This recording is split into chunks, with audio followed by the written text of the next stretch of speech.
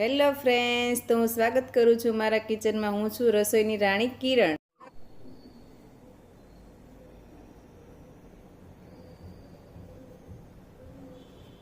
Friends, તો આજે આપણે આ ફણગાવેલા મગ છે એમાંથી આપણે એક રોલ બનાવશું, જેની રોલ જેવો, જે બાળકોને ખૂબ પસંદ આવશે.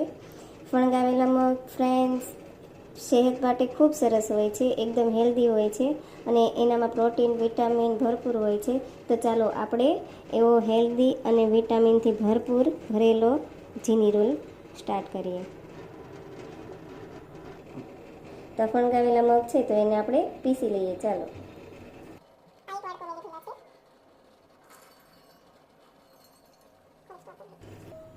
બાળકો માટે બનાવીએ છીએ એટલે મેં આમાં મરચાંની ક્વોન્ટિટી ઓછી લીધી છે. ફ્રેન્ડ, તમારે મરચાંની ક્વોન્ટિટી ઝાઝી લેવી હોય તો પણ તમે લઈ શકો છો. હું આની અંદર એક મરચું અને એક આદુનો ટુકડો ઉમેરીશ અને સ્વાદ પ્રમાણે આપણે મીઠું લઈશું.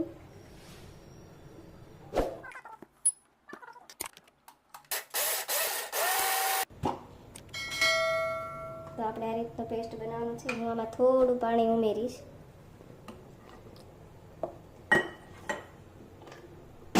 બેટરની કન્સિસ્ટન્સી આપણે આવી હોવી જોઈએ. બેટર આ રીતનું પીસાઈ જવું જોઈએ. હવે હું આને એક બાઉલમાં કાઢી લઈશ. 5 થી 6 ચમચી આમાં પાણી ઉમેરું છું. તમે તમારા હિસાબથી પાણી ઉમેરી શકો છો. થોડું બેટરને આપણે 10 મિનિટ રેસ્ટ કરવા દઈ પછી આપણે રેસીપી સ્ટાર્ટ કરશું. તો ચાલો આપણે એને 10 મિનિટ ઢાંકીને મૂકી દઈએ. ધાણા અને પાલક લીધેલું છે થોડી થોડી માત્રામાં, એ પણ આપણે પીસીને આની અંદર એડ કરીશું. ધાણા અને પાલક એટલું સરસ પીસાઈ ગયું છે, એકદમ સ્મૂથ બેટર થઈ ગયું છે. ધાણા અને પાલક આની અંદર ઉમેરવાનો મતલબ 1 મિનિટ ખમી જાય.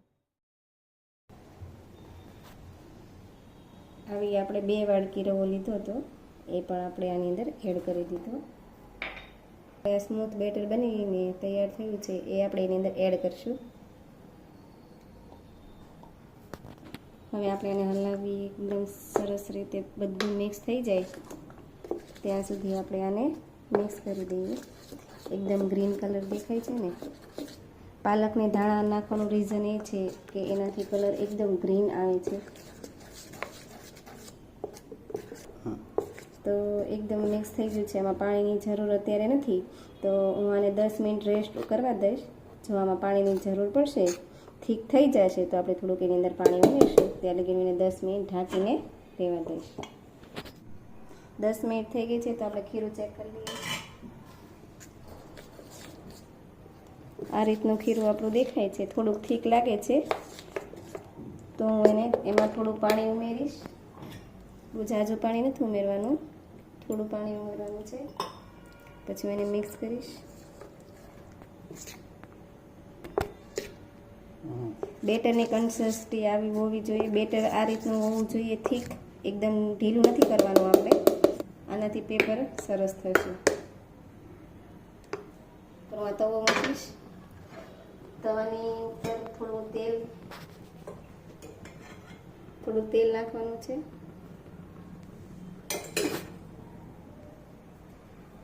તેલ નાખી અને હું એક આવું કપડું લઈશ. કપડાની મદદથી આખા તવા ઉપર આપણે આ તેલને આ રીતે ફેલાવી દઈશું. તો ગરમ થઈ ગયો હોય એવું લાગે છે. તો હવે આપણે બેટર છે એને આ રીતનું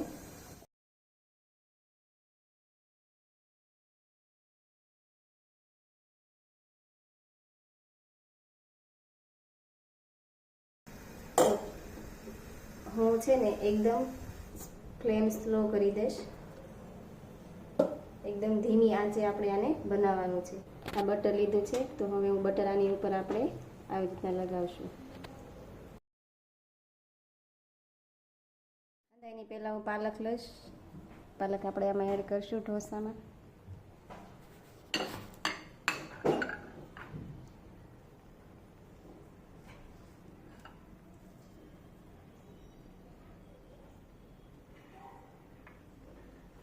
પછી હું ગાજર લઈશ.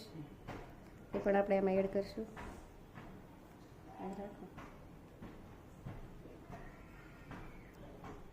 કોબી હું આમાં એડ કરીશ.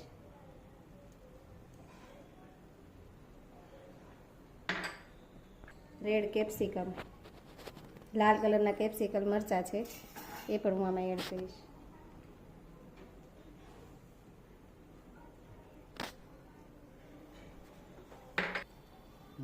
આ લીલા કેપ્સિકમ છે એ પણ આમાં હું એડ કરીશ. ડુંગળી પણ હું આમાં એડ કરીશ.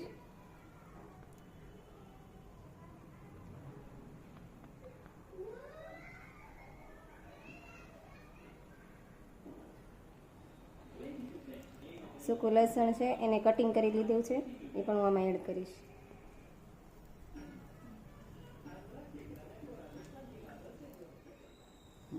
ચીઝને પણ હું આમાં એડ કરીશ.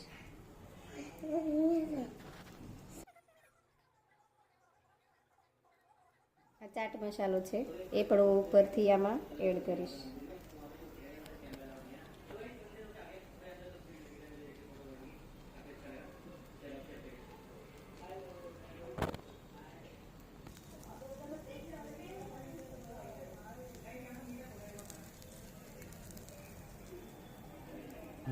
હવે આપણે આને 1 મિનિટ લગી ઢાંકી દઈશું. તો ફ્રેન્ડ આપણે ચેક કરશું. એની જાતે કૂક થઈ ગયો છે એકદમ સરસ. 1 મિનિટ પછી આપણે આને ચેક કરીએ છીએ તો તમે જોઈ શકો છો બ્રાઉન કલરનો દેખાય છે, એકદમ ચડી ગયો છે. તો આપણે આને રોલ કરી દઈશું.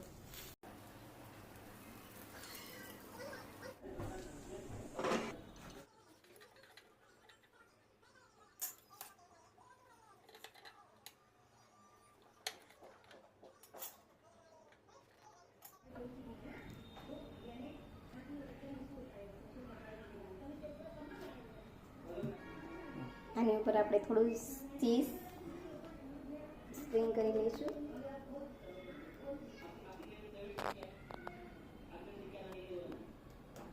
તો છે ને ફ્રેન્ડ્સ, જોતા જ મોંમાં પાણી આવી જાય એવો મજેદાર સ્પ્રિંગ રોલ બાળકો માટે આપણે બનાવ્યો છે. તો ચાલો આપણે બાળકોને ટેસ્ટ કરાવીએ. સોસ સાથે સર્વ કરું છું.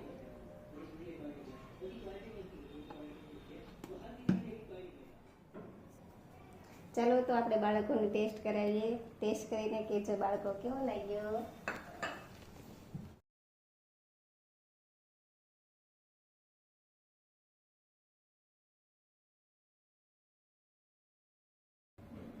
બાળકો તો જવાબ બી નથી આપતા. કેવો લાગ્યો?